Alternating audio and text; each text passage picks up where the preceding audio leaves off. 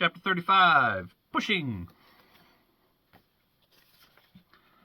It took a while, but Sean was eventually released from the hospital and allowed to go back to school. He had casts from his ankles to his hips and one on his arms that soon littered with signatures of the entire student body. For a bit of a loner, getting hit by a car might have just been the best thing for his social life. Sarah and I adopted him for pushing duty. He was kind enough to get around with a broken... He could kind of get around with a broken wrist still healing, but he couldn't really push his own wheelchair. And while I was sure he was working on some sort of computerized electric one at home, I couldn't read his mind.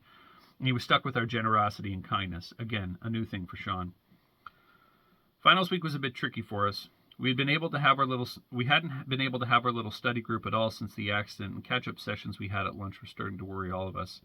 We never said this, of course, but I could see it in Sean's demeanor and Sarah's nervous habits. She bit her nails and was obsessively twirl a pencil in her hands.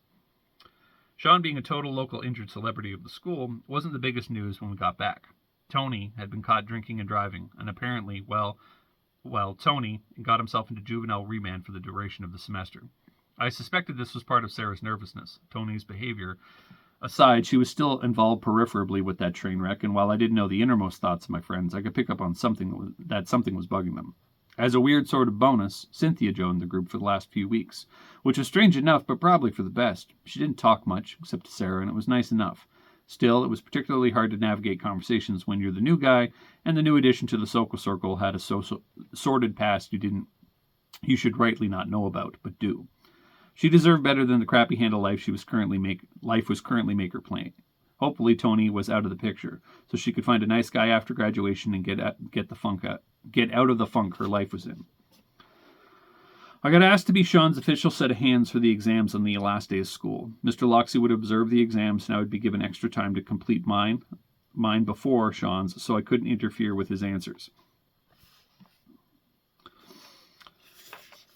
I really wished that it was the other way around, but I think Mr. Loxley knew how smart Sean was, and even without his hands, how comparatively not smart I was with my body intact. This meant a loss of the awesome free period between exams for me and Sean, but it was still fun. It felt good to help him out like this, and felt good to see the exams twice and get reassured by Sean's answers on round 2 each time.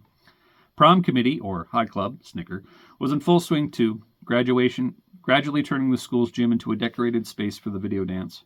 I pushed Sean to go check on it because of our last 2 exams. Think we can still do our idea for your dance, Sean asked. Oh, I said. I'd forgotten about the plans. At least salvage the video dance idea while Sean got hit. Yeah, but we need to plug in a few receivers I made before the accident. But I have the school's Wi-Fi now, and we'll run the playlist from the smartphones, he explained. Can they catch us like that, I asked. Well, technically they can, but I wiped the phone and set it up under Mr. Loxley's name and credentials. They will think it's him until they shut it down or find us, he said, smiling. And they won't find us, I said. This was going to be fun. The plan was to hijack the DJ's feed to the 3 screens and substitute a more appropriate playlist for the end of the dance for our prom was. Sean had been working on a prototype made just before he got. Wasn't sure he'd still be up to it, but I was really glad he was. Chapter 35. Pushing. Hope you guys like it. Links for the books are in the description below, and we'll talk to you guys soon.